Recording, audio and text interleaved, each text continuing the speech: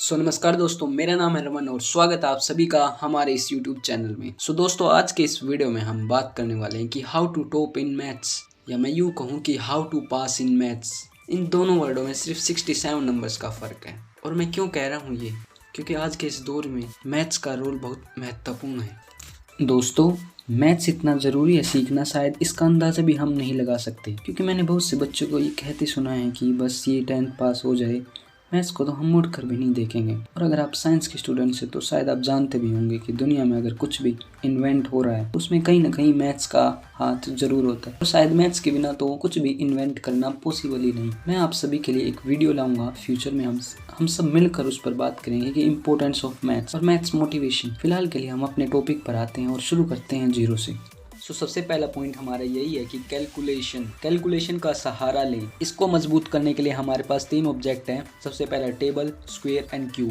Starting में इन पर इसलिए इतना जोर दिया गया था बचपन में कि फ्यूचर में हमें क्वेश्चन करते टाइम कोई भी दिक्कत महसूस न हो। आपको 20 तक टेबल और 20 तक क्यूब और 30 तक स्क्वायर, प्लीज़ मैं आपसे स्ट्रॉन्गली रिकमेंडेड करना पसंद करूँगा कि यूट्यूब पर आप कोई भी ऐसी वीडियो मत देखना जिसमें स्क्वायर या क्यूब की ट्रिक बताई गई हो।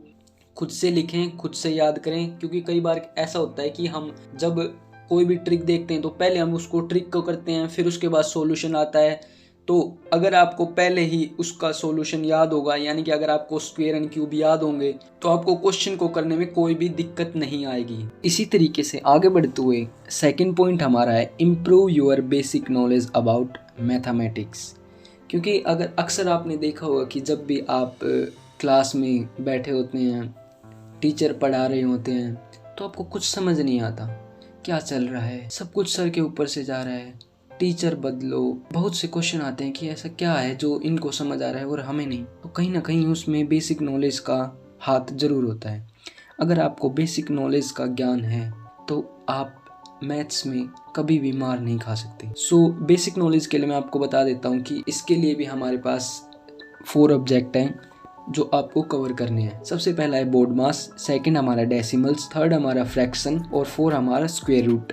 तो थर्ड पॉइंट हमारा है बी कॉन्फिडेंट। हमेशा कॉन्फिडेंट में रहें कि आधे से ज़्यादा क्वेश्चन तो वही हो जाता है जब हम ये सोच लेते हैं कि हाँ इसे मैं कर सकता हूँ। और मैथ्स हमें यही सिखाता है कि कितनी भी बड़ी प्रॉब्लम क्यों ना आ जाए, उसका भी सॉल्यूशन कहीं ना कहीं किसी न किसी बुक में जरूर लिखा होगा। और किसी ने क्या खूब कहा है, अगर तुम उस वक्त मुस्कुरा सकते हो जब तुम पूरी तरह टूट चुके हो, तो यकीन मानो इस दुनिया में तुम्हें कोई भी नहीं तोड़ सकता। एस्टैब्लिश ए रूटीन, एक अच्छा सा स्पेशल मैथ्स रूटीन बनाएं। और अगर आप मैथ्स में बहुत ज़्यादा वीक हैं तो आपको मिनिमम 2 आवर्स मान के चलो दिन के दे नहीं होंगे। क्योंकि आप ही की क्लास का वो बच्चा जो 1 घंटा पढ़ता है वो हमेशा ही आपसे आगे रहने की सोचेगा। और अगर आपको आगे निकलना है तो आपको भी मैथ्स को उससे ज़्यादा टाइम देना होगा। यानी कि maths is like an girlfriend, अगर टाइम दोगे तो साथ दूंगी, वरना जो टाइम देगा उसके साथ निकल जाऊंगी। ये कुछ ऐसा ही है मेरे दोस्त। जैसे ही आपका बेसिक नॉलेज अबाउट मैथमेटिक्स खत्म होता है, जिसमें मैंने बताया था कि BODMAS, decimal, fraction, square root, table, square, cube, ये सारी चीज़ें मैंने आपको बताई थी। तो जैसे ही आपका कवर होता है उसके बाद आपको क्या करना है, उसके बाद आपको करना है 6th क्लास की बुक उठानी है और उसको कवर करना है। अब 6th क्लास की बुक कवर करने के लिए ये नहीं कि आपको फिर से 1 साल लग जाएगा, नहीं, उसको आपको सिर्फ 10 से 15 दिन लगेंगे। 10 दिन मान के चलो।